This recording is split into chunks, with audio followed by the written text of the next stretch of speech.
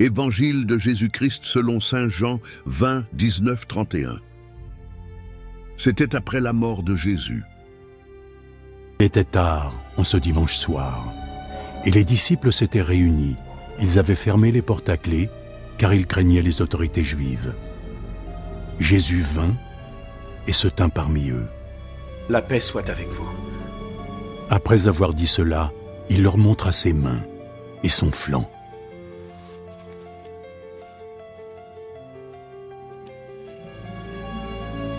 Les disciples furent remplis de joie en voyant le Seigneur. Jésus leur dit de nouveau: La paix soit avec vous. Comme le Père m'a envoyé, alors je vous envoie.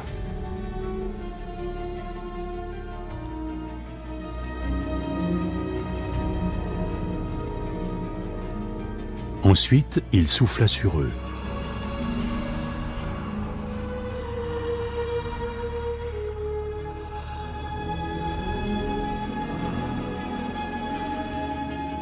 Recevez le Saint-Esprit.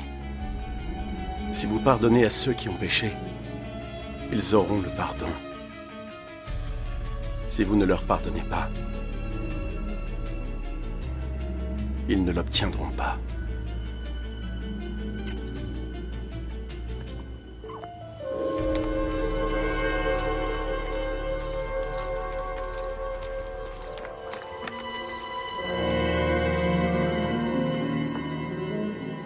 L'un des 12 disciples, Thomas, surnommé le jumeau, n'était pas avec eux lorsque Jésus vint. Les autres disciples lui dirent donc: Nous avons vu le Seigneur. Moi, si je ne vois pas la trace des clous dans ses mains, et pouvoir poser le doigt sur sa blessure, poser ma main sur son flanc, jamais je ne croirais ça, non.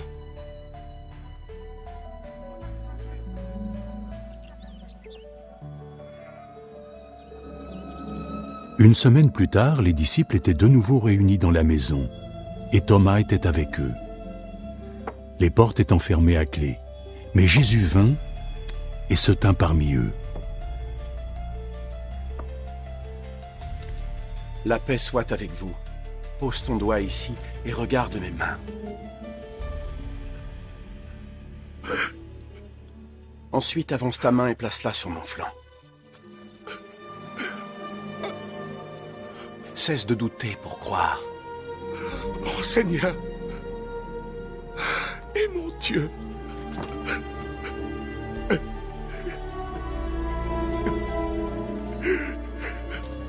Est-ce que tu crois? Parce que tu m'as vu. Comme ils sont heureux ceux qui croient sans même m'avoir vu.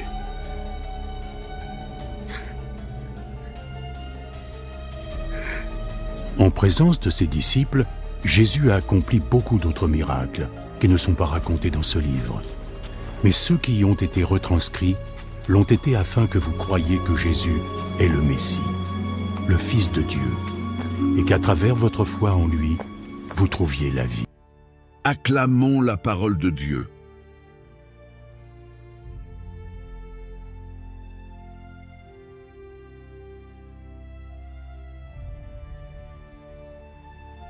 Heureux ceux qui croient sans avoir vu, Thomas et la puissance de la foi. Le Christ est ressuscité, il est vraiment ressuscité. L'évangile de ce jour nous place au cœur de l'un des moments les plus bouleversants après la résurrection. La rencontre entre le ressuscité et Thomas, celui qu'on appelle souvent le jumeau du doute. Mais ce texte, ce n'est pas juste une histoire ancienne. C'est une fenêtre ouverte sur nos vies aujourd'hui. Les disciples sont enfermés, les portes sont closes, la peur domine. Cela ne vous rappelle-t-il rien? Nous aussi, parfois, nous vivons enfermés dans nos angoisses, nos blessures, nos déceptions. Mais Jésus entre dans ces lieux verrouillés. Rien ne l'arrête, ni nos murs, ni nos doutes. Il vient et il dit « La paix soit avec vous ». Pas un reproche, pas un blâme, juste la paix qui restaure. Puis vient Thomas. Il n'était pas là la première fois. Il doute. Et au lieu de le rejeter, Jésus revient pour lui. pour un homme. Il revient une semaine plus tard, rien que pour rencontrer le cœur blessé d'un disciple qui cherche à croire. Dieu n'a pas peur de nos questions, il ne rejette pas nos hésitations, il les rejoint. Et ce moment entre Jésus et Thomas est bouleversant. Avance ton doigt, mets ta main. C'est presque une invitation intime. Jésus offre ses blessures comme preuve d'amour. Il ne cache pas sa croix. Il montre qu'il est vivant, avec les marques de son amour jusqu'au bout. Et Thomas, qui doutait, devient le plus grand des croyants. Mon Seigneur et mon Dieu. C'est la seule fois dans l'Évangile qu'un disciple appelle Jésus Dieu aussi directement. Le doute l'a conduit à une foi plus profonde. Le doute n'est pas un échec, il peut devenir un chemin vers la rencontre. Alors, frères et sœurs, que dit ce texte à notre monde aujourd'hui? À ceux qui vivent dans la peur, Jésus vient et apporte sa paix. À ceux qui doutent, Dieu ne vous abandonne pas, il revient pour vous. À ceux qui croient sans voir, vous êtes bénis, heureux êtes-vous. Aujourd'hui, cette parole nous appelle à vivre une foi vivante, confiante, audacieuse, à ouvrir les portes de nos vies, même quand tout en nous veut se protéger, à oser dire comme Thomas, au cœur de nos fragilités, « Mon Seigneur et mon Dieu ». Et vous, aujourd'hui, que faut-il pour que vous croyiez?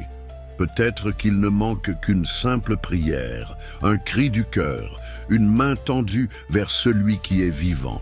Alors ne restons pas enfermés, accueillons la paix du ressuscité et soyons nous aussi des témoins de la vie nouvelle,